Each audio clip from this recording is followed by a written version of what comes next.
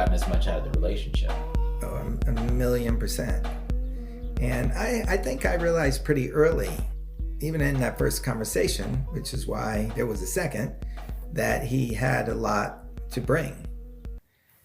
And only as time passed did I see the plethora of gifts that were being bestowed on me. And I don't even know that he knew it. But he was making me look at the world very differently because, keep in mind, like everything changed after the Great Recession started in 2008. Just the amount like a writer could earn working for a magazine or even writing books, it was completely different in 2009 and 2010. And so you're starting to see this world that you thought you were at the top of is slowly swirling away.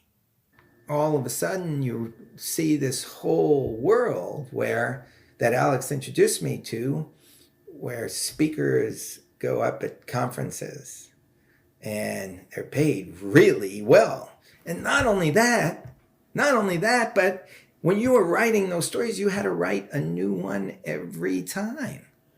Once you had your one speech, all you had to do was go up and give it again, and you got paid again. Yeah. Well, this feels like an essential lesson of this conversation in that we've reached a stage in history where mentors really need mentees, especially of a younger generation. It's funny, I had lunch before I came here. I had brunch with a former writing student who's been doing some great stuff, travel stuff for YouTube.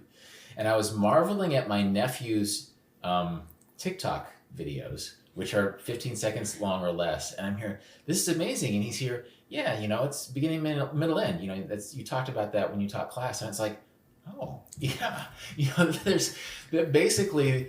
There's sort of this unfrozen caveman lawyer, a reference you might not get, but you might get, thing to discovering new technology. And I was just so amazed by this new technology, not realizing that part of what makes my nephew's TikTok brilliant is that he's actually using storytelling principles that have always been used, beginning, middle, end. That is the beauty of the whole thing.